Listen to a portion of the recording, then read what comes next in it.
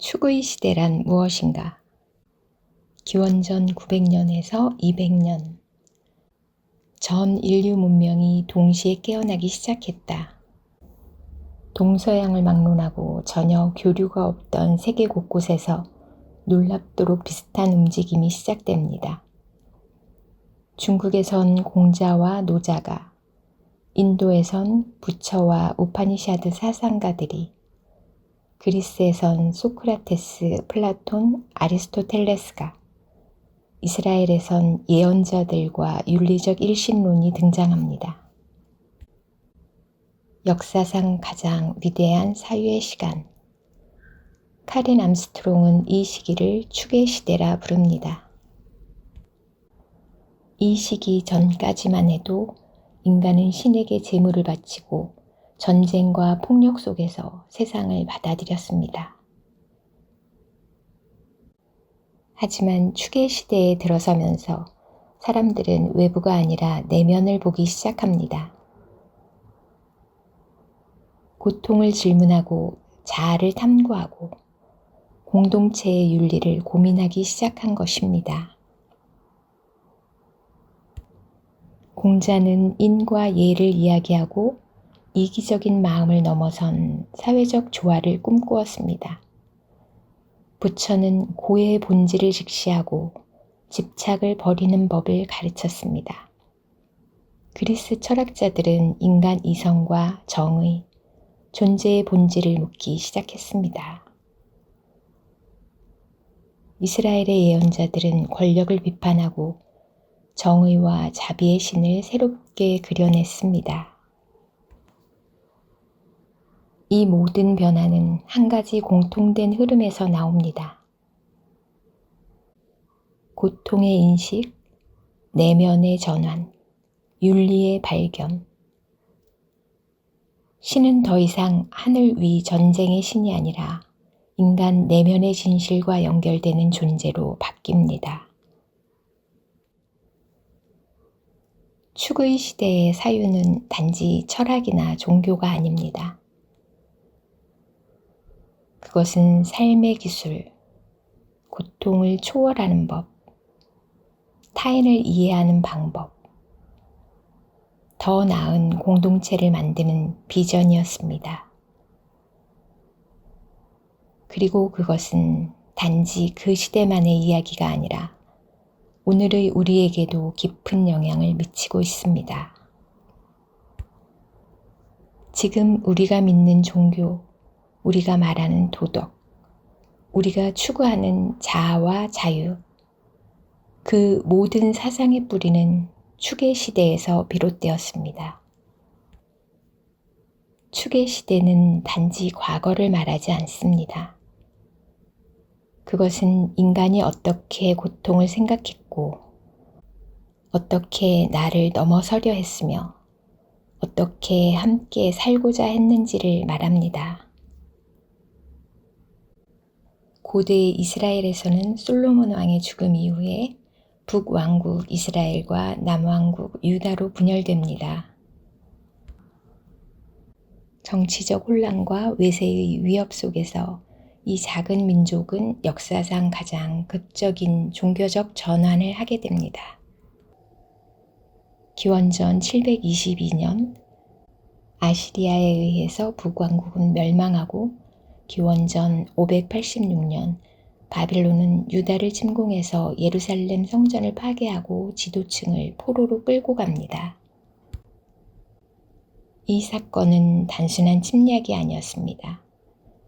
신이 거하던 성전의 붕괴, 신의 침묵, 그리고 민족적 절망. 이스라엘 민중은 묻습니다. 우리를 택하신 신은 어디 계신가? 하지만 이 고난 속에서 이전에는 없던 새로운 목소리들이 울려 퍼집니다. 바로 예언자들. 그들은 말합니다. 이 고통은 신의 분노가 아니라 우리가 저지른 불의의 결과이다. 예언자 아모스는 정의를 외칩니다. 정의가 물처럼 흐르게 하라. 호세아는 신의 사랑을, 이사야는 회개의 필요를, 예레미야는 희망의 회복을 외쳤습니다. 성전이 무너진 자리에서 새로운 신앙이 태어납니다. 이제 신은 성전의 제사에만 머무르지 않습니다. 율법과 공동체, 그리고 개인의 윤리적 선택 속에 존재하기 시작합니다. 하느님은 더 이상 특정 공간에 갇힌 존재가 아니라 고통 속에서 우리를 부르는 존재가 됩니다. 바빌론 유수 이후 이스라엘은 기억의 민족이 됩니다. 그들은 쓰기 시작합니다. 자신들의 이야기, 고통과 회개, 구원과 희망을. 그렇게 성경이 시작됩니다. 말씀은 곧 길이 되고 기억은 정체성이 됩니다. 이후 이스라엘은 고향으로 돌아오지만 역사의 고난은 멈추지 않습니다. 하지만 그들은 알게 됩니다. 신은 고난 속에서도 함께 계신다는 것을. 윤리적 일신론.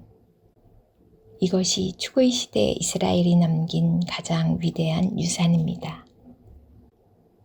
추구의 시대의 이스라엘은 고난을 외면하지 않았습니다. 오히려 그 고난을 성찰의 불꽃으로 삼아 신과 인간, 윤리와 공동체를 다시 썼습니다. 오늘 우리도 그 질문 앞에 서야 합니다. 당신은 고통 속에서 무엇을 발견했나요?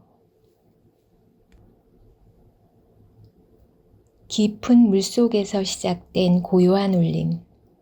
고대 인도는 우리에게 묻습니다. 나는 누구인가? 고통은 어디에서 오는가? 이 질문이 시작된 곳, 바로 추구의 시대의 인도입니다. 추구의 시대 이전 인도의 종교는 브라만교였습니다.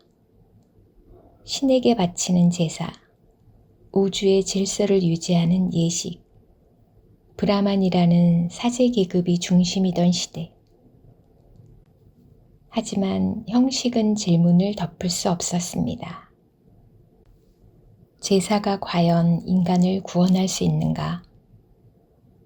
이 의심에서 사유는 시작됩니다. 기원전 8세기경 우파니샤드라 불리는 새로운 철학이 나타납니다. 이들은 고요한 내면으로 향했습니다. 그곳에서 발견된 진리는 이것입니다. 아트만, 즉 자아는 브라만, 즉 우주와 하나다. 나는 단지 개인이 아니라 우주의 일부이며 모든 생명과 연결되어 있다는 통찰입니다. 같은 시대, 속세를 떠난 수행자들, 사문들이 나타납니다. 그들은 극단적 고행, 명상, 비폭력의 삶을 통해서 해탈을 추구했습니다. 자이나교는 철저한 고행을, 불교는 중도와 자비를 강조했습니다. 모두가 한 가지를 향해 나아갔습니다. 고통을 끝내는 법으로. 시다르타 고타마, 우리가 부처라 부르는 인물은 왕자의 삶을 버리고 고통을 마주했습니다. 쾌락도 고행도 모두 집착일 뿐이라 여긴 그는 그 중간길, 중도를 택합니다. 그는 마침내 깨달았습니다. 모든 것은 인연으로 생기며 고정된 자아는 없고 고통은 집착에서 비롯된다는 것을. 그리고 연민과 이해로 그 고통을 넘어설 수 있다는 것을. 인도의 축의 시대는 고통을 피하지 않았습니다. 그들은 오히려 그것을 응시했습니다. 그리고 그 속에서 자기 탐구, 윤리, 깨달음의 길을 만들어냈습니다. 그것은 종교이자 철학이었고 수행이자 혁명이었습니다. 우리는 지금 아주 오래된 질문과 마주합니다. 나는 누구인가? 고통은 왜 오는가? 어떻게 자유로워질 수 있는가? 축의 시대의 인도는 이렇게 말합니다. 답은 멀리 있지 않다. 그것은 당신 안에 있다. 혼돈과 전쟁, 피로 얼룩진 세상 속에서 중국의 사상가들은 묻기 시작합니다. 어떻게 살아야 하는가? 무엇이 좋은 사회인가? 그 질문은 철학이 되고 도가 되며 역사의 방향이 됩니다. 기원전 8세기에서 3세기, 중국은 춘추 전국이라는 혼돈의 시기로 접어듭니다. 왕조는 무너지고 전쟁은 일상이 되며 백성은 고통 속에서 살아갑니다. 그 속에서 사상가들은 고요히 붓을 들었습니다. 그리고 이렇게 물었습니다. 이 혼돈을 넘어설 길은 어디에 있는가? 공자는 대답했습니다. 사람은 인으로 살아야 한다. 인, 즉 인간다움. 타인을 존중하고 예를 지켜서 조화를 이루는 삶을 일컫습니다. 공자는 과거 주의 이상을 회복하려 했습니다. 그는 믿었습니다. 군자가 세상을 바꾼다고. 그의 사상은 단순한 도덕이 아니라 사회 전체를 향한 깊은 희망이었습니다. 하지만 어떤 이들은 공자의 예와 도덕조차 인위적이라고 여겼습니다. 노자는 말했습니다. 최고의 선은 물과 같다. 물은 다투지 않고 낮은 곳으로 흐르며 모든 것을 이롭게 합니다. 도가란 자연의 법칙, 억지로 만들지 않는 삶의 방식을 말합니다. 장자는 덧붙였습니다.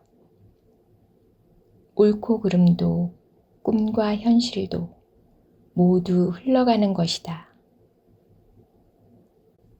그는 자유로운 영혼의 유의로 세상의 경계를 넘나들었습니다. 백가쟁명의 시대에는 수많은 사상들이 논쟁하고 실험했습니다. 묵자는 사랑은 차별 없이 라고 외쳤고 법가는 도덕이 아닌 법으로 다스리자고 말했습니다. 명가, 병가, 농가 모두가 혼돈의 시대에 새로운 질서를 세우려 했습니다. 중국의 축의 시대는 신이나 영혼보다 관계와 공동체를 묻는 철학이었습니다.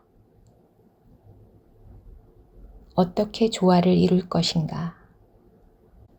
어떻게 정의롭게 다스릴 것인가?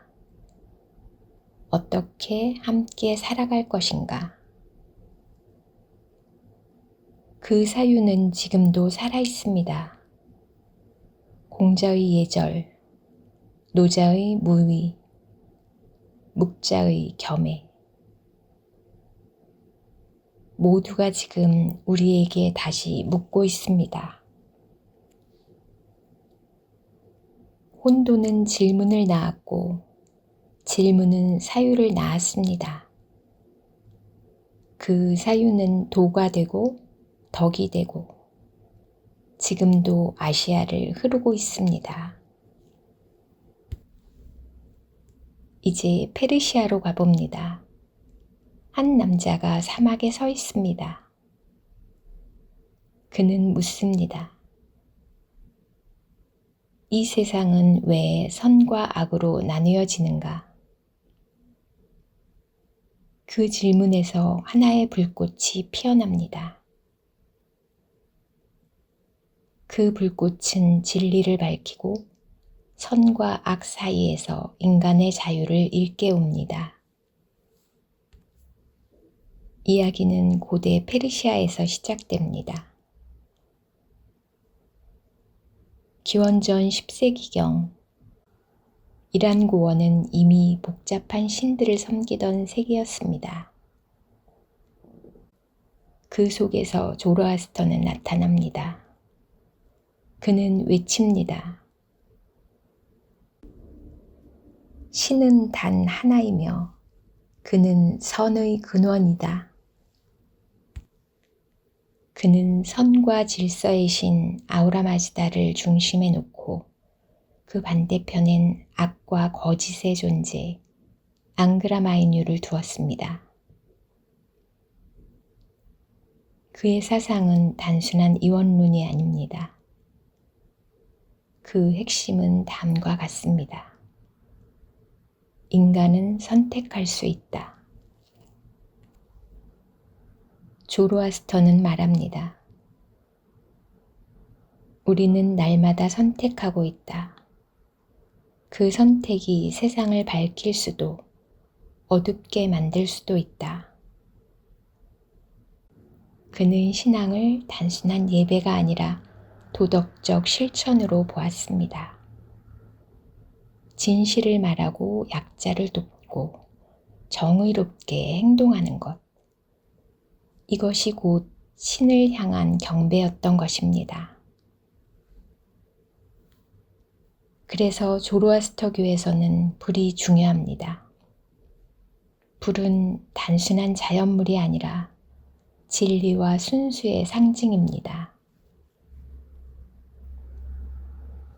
조로아스터 사원에는 끝없이 타오르는 불이 있고 그 불 앞에서 사람들은 맹세하고 기도합니다. 불은 곧 내면의 빛, 거짓을 태우는 의지, 그리고 진실을 향한 열망입니다. 이 세계는 선과 악의 대립구조 속에 있습니다. 하지만 결정된 전쟁은 아닙니다. 인간은 방관자가 아닙니다. 우리는 이 전쟁에 참여하고 있는 존재입니다.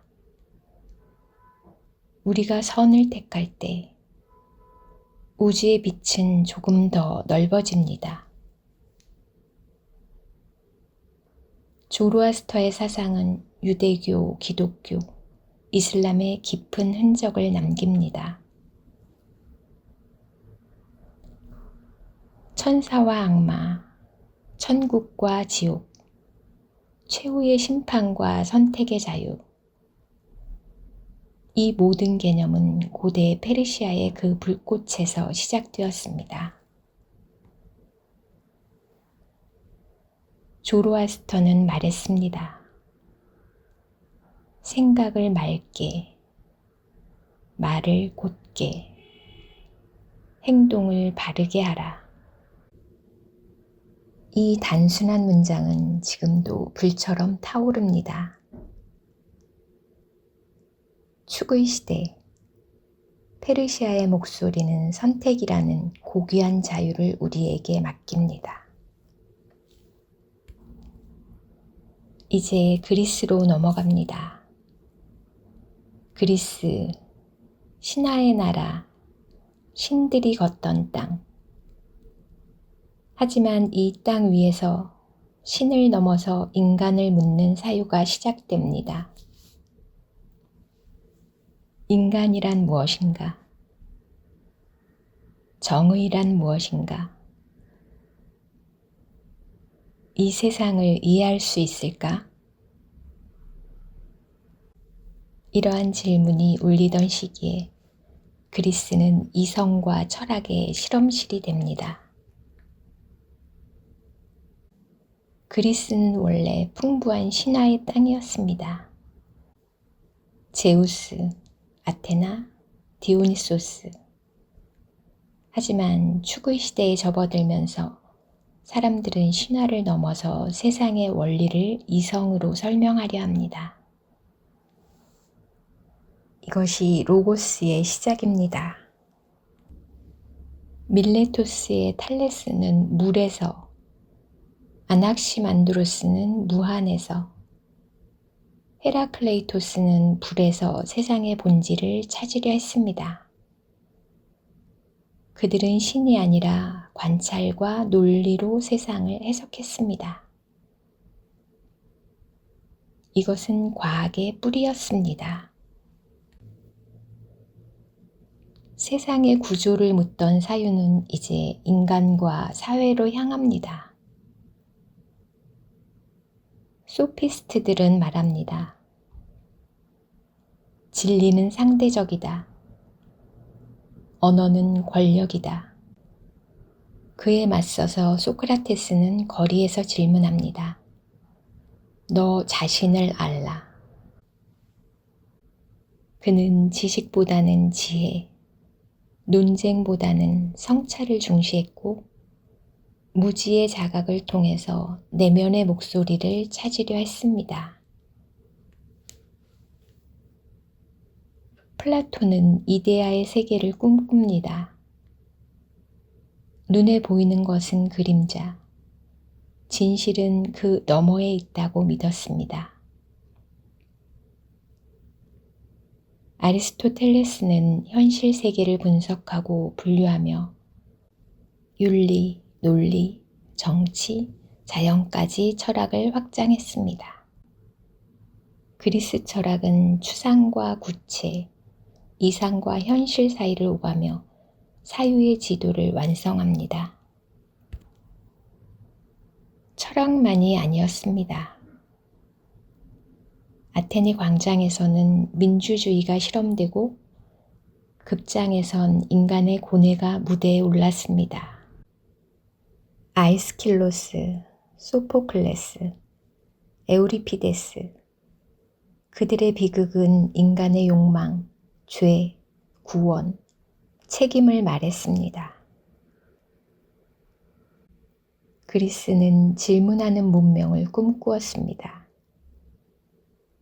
신이 아닌 인간의 목소리로. 그리스의 추계 시대는 신화에서 철학으로, 권위에서 질문으로, 받아들이는 삶에서 탐구하는 삶으로 향했습니다. 그 여정은 지금도 우리 안에 이어지고 있습니다. 나는 누구인가라는 질문이 멈추지 않는 한 그들의 목소리도 멈추지 않을 것입니다. 수백 년에 걸친 침묵과 질문, 눈물과 사유, 그 모든 여정이 남긴 건 무엇일까요? 우리는 지금 그 불꽃의 끝자락에서 그 시작의 이유를 다시 묻습니다.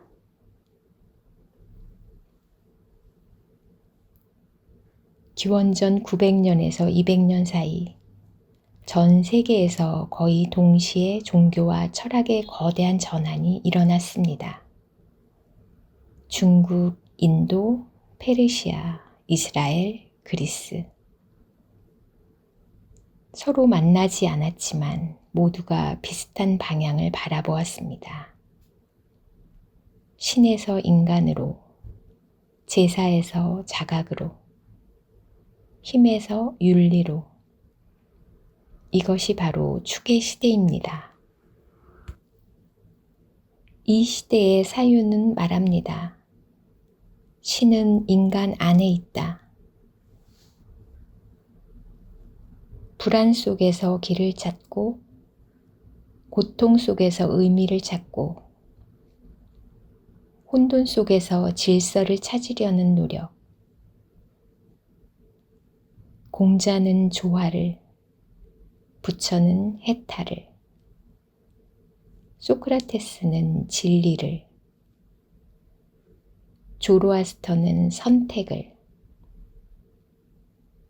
예언자들은 정의를 말했습니다. 모두가 다른 언어로 같은 본질을 가리켰습니다. 축의 시대 이전의 신은 부족의 수호자였고 제사의 주인이었습니다. 하지만 이 시기의 신은 보편적 진리와 도덕의 근원이 됩니다. 타인을 위한 사랑, 자기를 초월하는 통찰, 공동체를 위한 책임. 이 모두가 이 시대에 형성됩니다.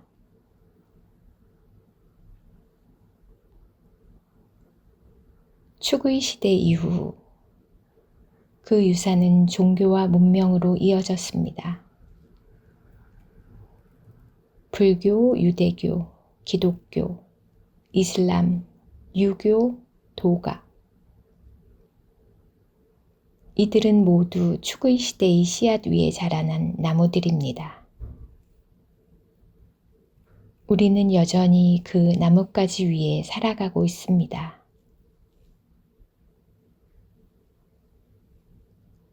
하지만 묻지 않을 수 없습니다. 지금 우리는 그들의 깊이를 따라가고 있는가? 기술은 발전했지만 우리는 더 현명해졌을까요? 축의 시대는 단지 과거가 아닙니다. 그것은 지금 우리 안의 과제입니다. 우리는 다시 물어야 합니다. 나는 누구인가? 어떻게 살아야 하는가?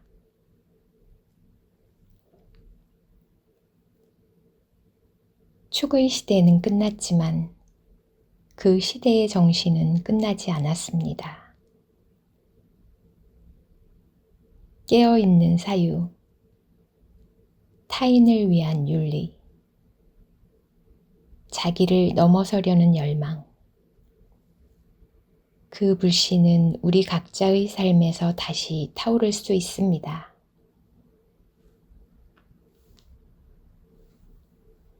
당신의 삶에도 그 불꽃이 깃들기를 바랍니다. 구독해 주셔서 감사드립니다.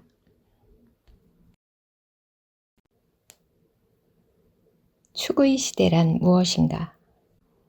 기원전 900년에서 200년. 전 인류 문명이 동시에 깨어나기 시작했다. 동서양을 막론하고 전혀 교류가 없던 세계 곳곳에서 놀랍도록 비슷한 움직임이 시작됩니다. 중국에선 공자와 노자가, 인도에선 부처와 우파니샤드 사상가들이, 그리스에선 소크라테스, 플라톤, 아리스토텔레스가, 이스라엘에선 예언자들과 윤리적 일신론이 등장합니다. 역사상 가장 위대한 사유의 시간. 카린 암스트롱은 이 시기를 축의 시대라 부릅니다. 이 시기 전까지만 해도 인간은 신에게 제물을 바치고 전쟁과 폭력 속에서 세상을 받아들였습니다. 하지만 축의 시대에 들어서면서 사람들은 외부가 아니라 내면을 보기 시작합니다. 고통을 질문하고 자아를 탐구하고 공동체의 윤리를 고민하기 시작한 것입니다. 공자는 인과 예를 이야기하고 이기적인 마음을 넘어선 사회적 조화를 꿈꾸었습니다. 부처는 고의 본질을 직시하고 집착을 버리는 법을 가르쳤습니다. 그리스 철학자들은 인간 이성과 정의, 존재의 본질을 묻기 시작했습니다. 이스라엘의 예언자들은 권력을 비판하고 정의와 자비의 신을 새롭게 그려냈습니다. 이 모든 변화는 한 가지 공통된 흐름에서 나옵니다. 고통의 인식, 내면의 전환, 윤리의 발견. 신은 더 이상 하늘 위 전쟁의 신이 아니라 인간 내면의 진실과 연결되는 존재로 바뀝니다. 축의 시대의 사유는 단지 철학이나 종교가 아닙니다. 그것은 삶의 기술, 고통을 초월하는 법, 타인을 이해하는 방법, 더 나은 공동체를 만드는 비전이었습니다. 그리고 그것은 단지 그 시대만의 이야기가 아니라 오늘의 우리에게도 깊은 영향을 미치고 있습니다. 지금 우리가 믿는 종교, 우리가 말하는 도덕, 우리가 추구하는 자아와 자유, 그 모든 사상의 뿌리는 축의 시대에서 비롯되었습니다. 축의 시대는 단지 과거를 말하지 않습니다. 그것은 인간이 어떻게 고통을 생각했고, 어떻게 나를 넘어서려 했으며, 어떻게 함께 살고자 했는지를 말합니다. 고대 이스라엘에서는 솔로몬 왕의 죽음 이후에 북왕국 이스라엘과 남왕국 유다로 분열됩니다. 정치적 혼란과 외세의 위협 속에서 이 작은 민족은 역사상 가장 극적인 종교적 전환을 하게 됩니다. 기원전 722년 아시리아에 의해서 북왕국은 멸망하고 기원전 586년 바빌론은 유다를 침공해서 예루살렘 성전을 파괴하고 지도층을 포로로 끌고 갑니다. 이 사건은 단순한 침략이 아니었습니다. 신이 거하던 성전의 붕괴, 신의 침묵, 그리고 민족적 절망. 이스라엘 민중은 묻습니다. 우리를 택하신 신은 어디 계신가? 하지만 이 고난 속에서 이전에는 없던 새로운 목소리들이 울려 퍼집니다. 바로 예언자들. 그들은 말합니다. 이 고통은 신의 분노가 아니라 우리가 저지른 불의의 결과이다. 예언자 아모스는 정의를 외칩니다. 정의가 물처럼 흐르게 하라. 호세아는 신의 사랑을, 이사야는 회개의 필요를, 예레미야는 희망의 회복을 외쳤습니다. 성전이 무너진 자리에서 새로운 신앙이 태어납니다. 이제 신은 성전의 제사에만 머무르지 않습니다. 율법과 공동체, 그리고 개인의 윤리적 선택 속에 존재하기 시작합니다. 하느님은 더 이상 특정 공간에 갇힌 존재가 아니라 고통 속에서 우리를 부르는 존재가 됩니다. 바빌론 유수 이후 이스라엘은 기억의 민족이 됩니다. 그들은 쓰기 시작합니다. 자신들의 이야기, 고통과 회개, 구원과 희망을. 그렇게 성경이 시작됩니다. 말씀은 곧 길이 되고 기억은 정체성이 됩니다. 이후 이스라엘은 고향으로 돌아오지만 역사의 고난은 멈추지 않습니다. 하지만 그들은 알게 됩니다. 신은 고난 속에서도 함께 계신다는 것을. 윤리적 일신론. 이것이 추구의 시대 이스라엘이 남긴 가장 위대한 유산입니다. 추구의 시대의 이스라엘은 고난을 외면하지 않았습니다.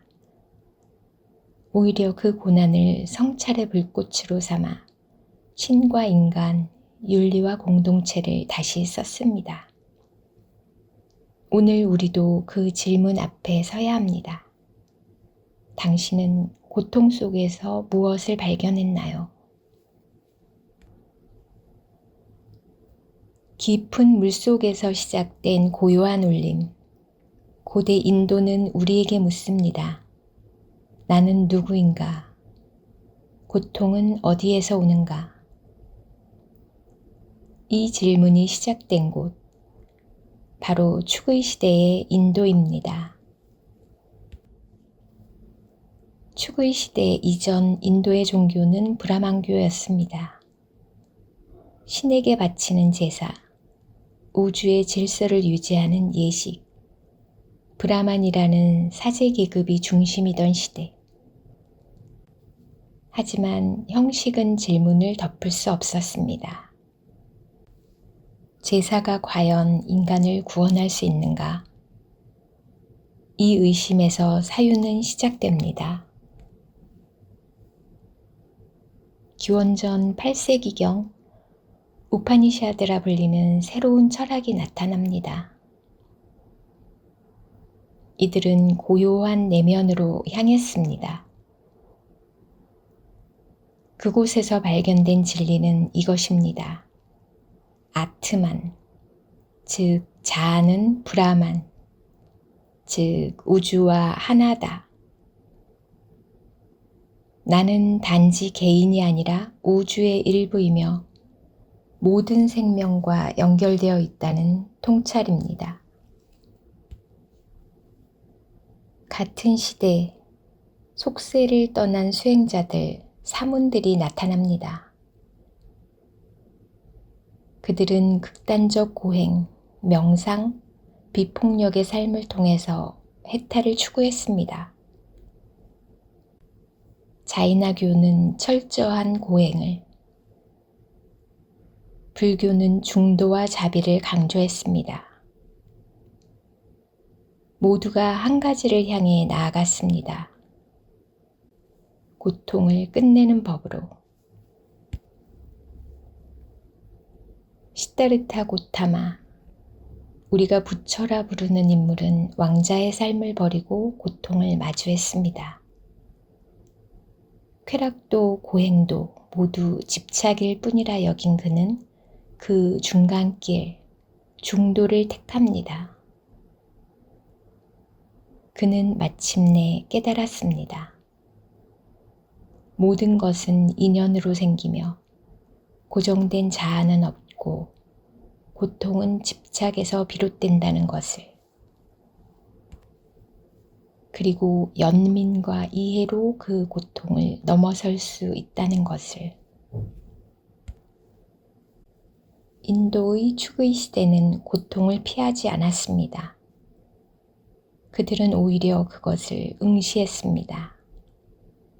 그리고 그 속에서 자기 탐구, 윤리, 깨달음의 길을 만들어냈습니다. 그것은 종교이자 철학이었고 수행이자 혁명이었습니다. 우리는 지금 아주 오래된 질문과 마주합니다. 나는 누구인가? 고통은 왜 오는가? 어떻게 자유로워질 수 있는가? 추구의 시대의 인도는 이렇게 말합니다. 답은 멀리 있지 않다. 그것은 당신 안에 있다.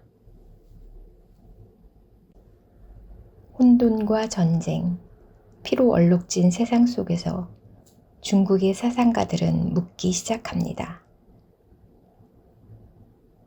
어떻게 살아야 하는가? 무엇이 좋은 사회인가? 그 질문은 철학이 되고 도가 되며 역사의 방향이 됩니다. 기원전 8세기에서 3세기, 중국은 춘추 전국이라는 혼돈의 시기로 접어듭니다. 왕조는 무너지고 전쟁은 일상이 되며 백성은 고통 속에서 살아갑니다. 그 속에서 사상가들은 고요히 붓을 들었습니다.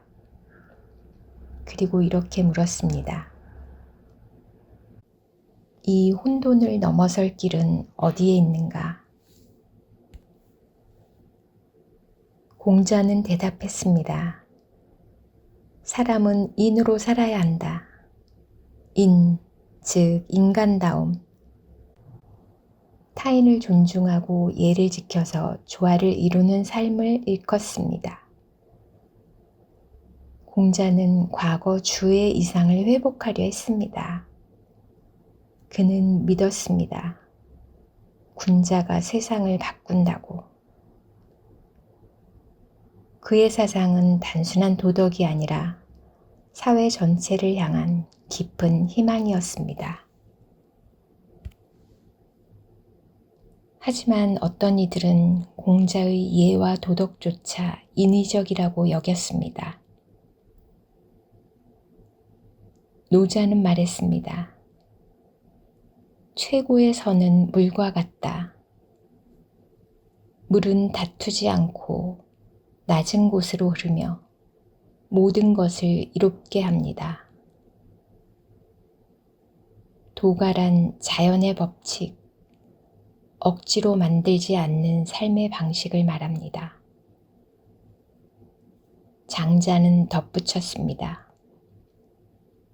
옳고 그름도 꿈과 현실도 모두 흘러가는 것이다.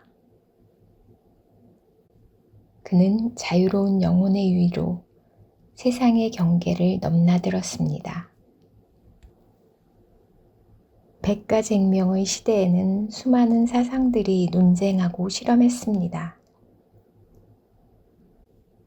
묵자는 사랑은 차별 없이 라고 외쳤고 법가는 도덕이 아닌 법으로 다스리자고 말했습니다. 명가, 병가, 농가 모두가 혼돈의 시대에 새로운 질서를 세우려 했습니다. 중국의 추구이 시대는 신이나 영혼보다 관계와 공동체를 묻는 철학이었습니다.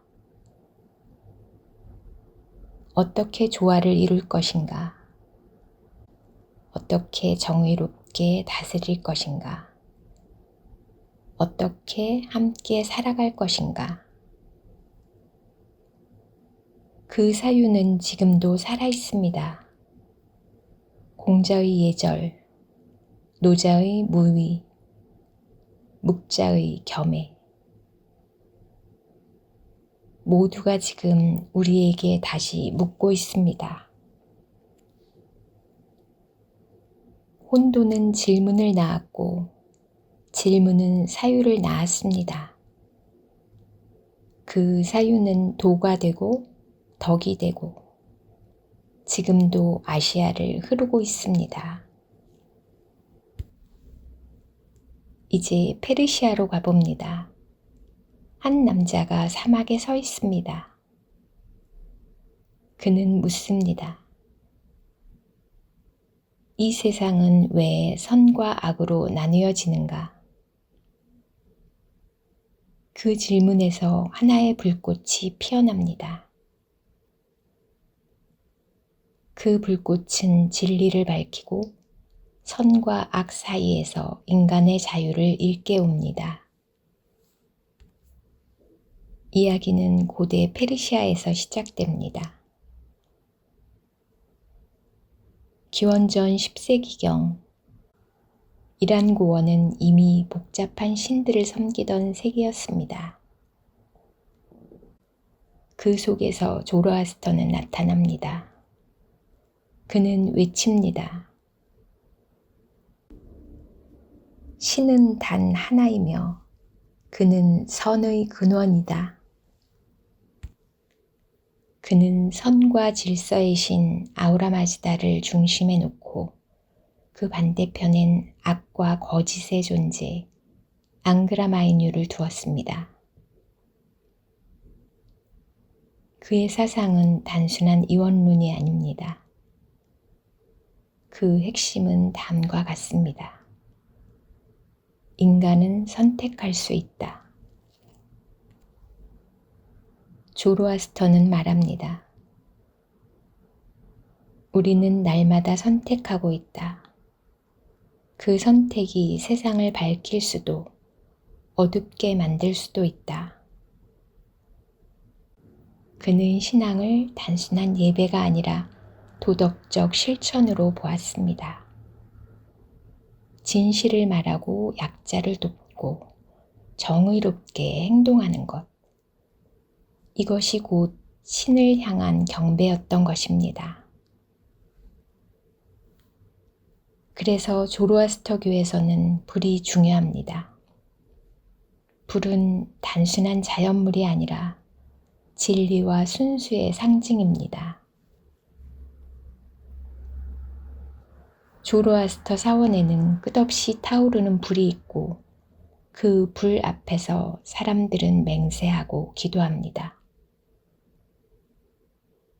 불은 곧 내면의 빛, 거짓을 태우는 의지, 그리고 진실을 향한 열망입니다.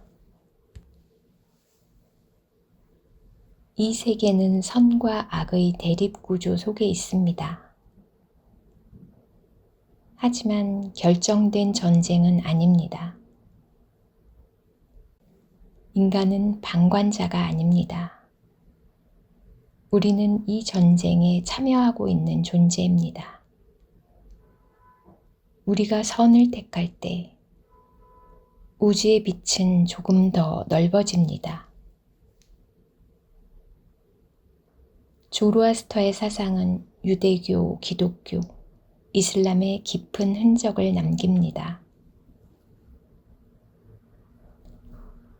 천사와 악마, 천국과 지옥, 최후의 심판과 선택의 자유. 이 모든 개념은 고대 페르시아의 그 불꽃에서 시작되었습니다. 조로아스터는 말했습니다. 생각을 맑게, 말을 곧게, 행동을 바르게 하라. 이 단순한 문장은 지금도 불처럼 타오릅니다. 축의 시대, 페르시아의 목소리는 선택이라는 고귀한 자유를 우리에게 맡깁니다. 이제 그리스로 넘어갑니다. 그리스, 신화의 나라, 신들이 걷던 땅. 하지만 이 땅 위에서 신을 넘어서 인간을 묻는 사유가 시작됩니다. 인간이란 무엇인가? 정의란 무엇인가? 이 세상을 이해할 수 있을까? 이러한 질문이 울리던 시기에 그리스는 이성과 철학의 실험실이 됩니다. 그리스는 원래 풍부한 신화의 땅이었습니다. 제우스, 아테나, 디오니소스.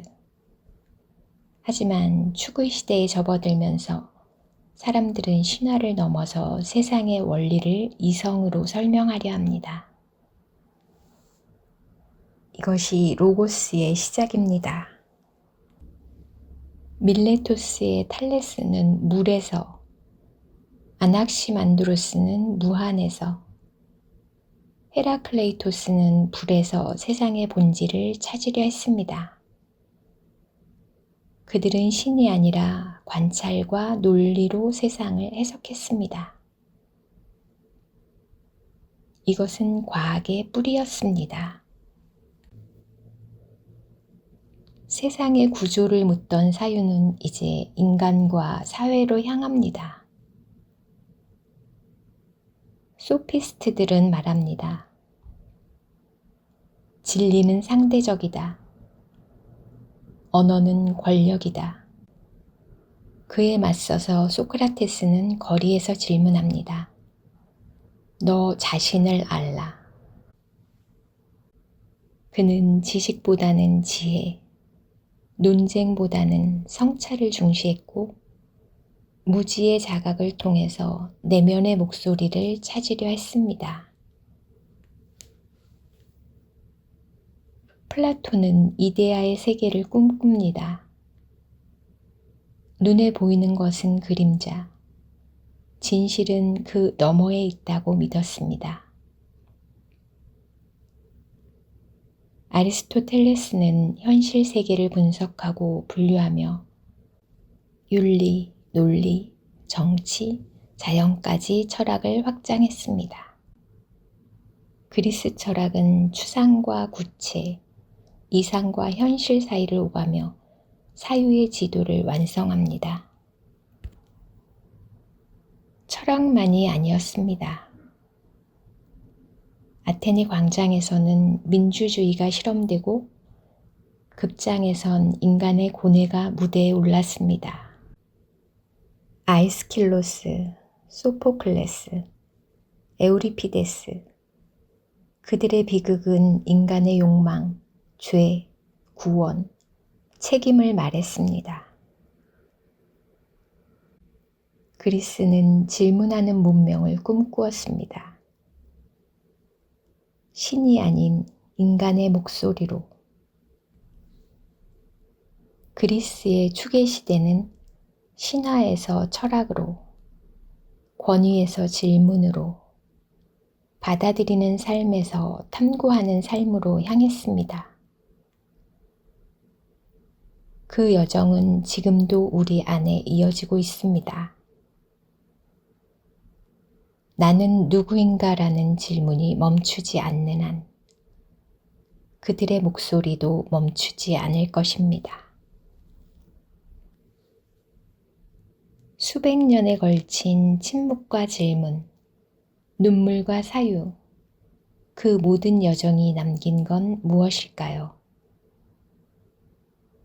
우리는 지금 그 불꽃의 끝자락에서 그 시작의 이유를 다시 묻습니다.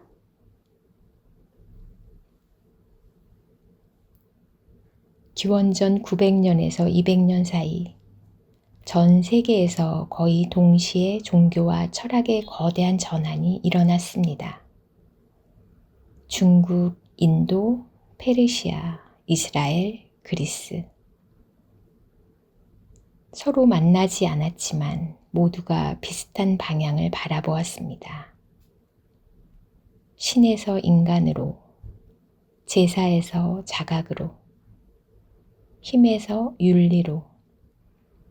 이것이 바로 축의 시대입니다. 이 시대의 사유는 말합니다. 신은 인간 안에 있다. 불안 속에서 길을 찾고, 고통 속에서 의미를 찾고, 혼돈 속에서 질서를 찾으려는 노력. 공자는 조화를, 부처는 해탈을, 소크라테스는 진리를, 조로아스터는 선택을, 예언자들은 정의를 말했습니다. 모두가 다른 언어로 같은 본질을 가리켰습니다. 축의 시대 이전의 신은 부족의 수호자였고 제사의 주인이었습니다. 하지만 이 시기의 신은 보편적 진리와 도덕의 근원이 됩니다. 타인을 위한 사랑, 자기를 초월하는 통찰, 공동체를 위한 책임. 이 모두가 이 시대에 형성됩니다.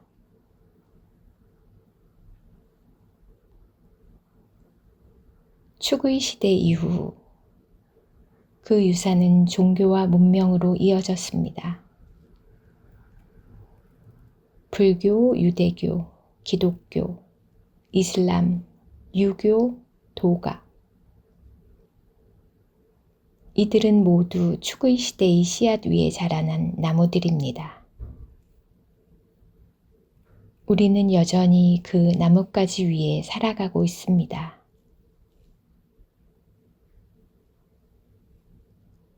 하지만 묻지 않을 수 없습니다. 지금 우리는 그들의 깊이를 따라가고 있는가? 기술은 발전했지만 우리는 더 현명해졌을까요? 축의 시대는 단지 과거가 아닙니다. 그것은 지금 우리 안의 과제입니다. 우리는 다시 물어야 합니다. 나는 누구인가? 어떻게 살아야 하는가?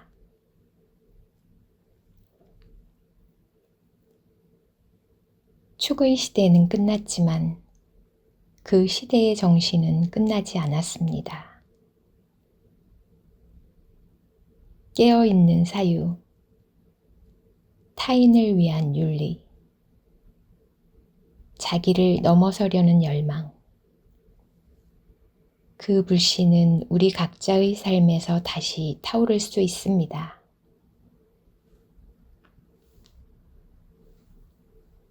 당신의 삶에도 그 불꽃이 깃들기를 바랍니다. 구독해 주셔서 감사드립니다.